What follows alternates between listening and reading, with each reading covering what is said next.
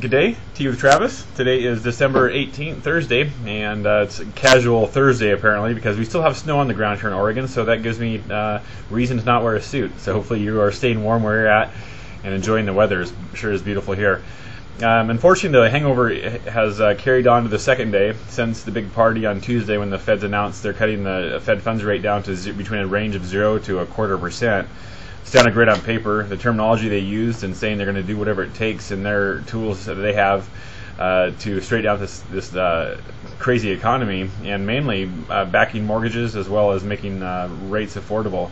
And it sounded great, and we had a big flurry both on the Dow. I think we had 355-point gain in the Dow on Tuesday, as well as a 133-point gain in mortgage-backed securities. Well, yesterday, if you watched the update, I talked about how the foreign markets reacted to it. We had the biggest drop against the Japanese yen in 13 years. At least the value is the lowest it's been in 13 years, and it hasn't fared well against the euro either because of these announcements. Anytime our money is cheaper or devalued, it causes obviously inflation, which the government's concerned with, but they're kind of a choice of evils right now. So that carried over today. That hangover carried to today. The Dow is down about 220 right now. A few reasons for that: not only the weakening of the dollar, but also oil was plummeted by over 10% today. Meaning, a barrel of oil is down to I think $36. I think it's $36 a barrel now, which equates to almost less than $1.50 per gallon of gas. What that does, though, is it brings down other energy-type stocks. It pulls them down with it, and so it caused a big sell-off in the stock market on values of oil and different natural gas and those things. And you'd think it's positive news when oil prices go down, but it's traded just like a stock. So it's like saying Intel stock dropped by 10%. It's not a positive thing if you own Intel stock, but it's positive if you have products of Intel per se. So that's part of their problem. The other problem is that the big three automakers, 2 of the 3 are stating they're going to stop production in January. Chrysler has stated they're going to stop production all 30 plants of theirs in the United States in January to try to catch up in the inventory they have in the lots around the United States. So laying off, hundreds of thousands of workers basically for a month is pretty scary to think about. Also, there's talks of GM combining forces with Chrysler and buying them out and becoming, instead of the big 3, it'll be the big 2. It'll be Ford and GM then, no more Chrysler. That news, though, also hit the wires. A lot of investors and stockholders didn't like that on the GM side of things, and they lost 13% of their value today. So not a real good day for the Dow or the stock market.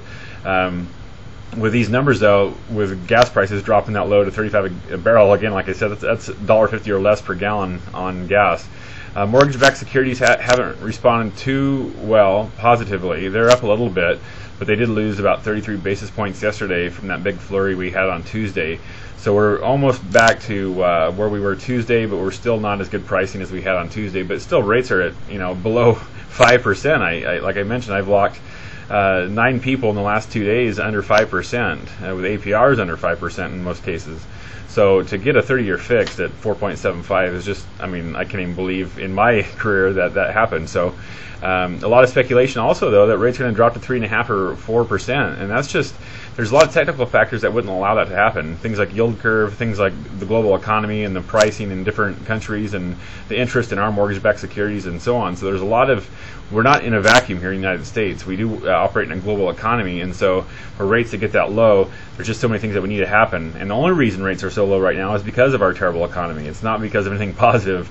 So as soon as our market does turn around and we start seeing gains in the Dow and confidence and consumer confidence coming back, then we're going to see rates start climbing again. That's the only reason they're low. So I wouldn't put too much weight on the fact that you're going to see a 3.5% rate anytime in our lifetime, just for the obvious reasons. If they get that low, well, I think we are going to be in a depression at that point, just because money's not working and they've tried everything possible. Outside of that, the White House did say, though, they're going to do everything possible to not allow a disorderly collapse, as the terms were used for the big 3. So I think there's still things in the works as far as helping them, but I think the union and the big 3 are making, maybe playing a little bit of poker game here and trying to see how much the government will help and how much trouble they are in. So that's the update for today. Rates are awesome. Oil's low, and so we're going to end on a positive note with that. I hope you're enjoying your day and you're staying warm, and look forward to serving you if we can. So just give us a call and be blessed.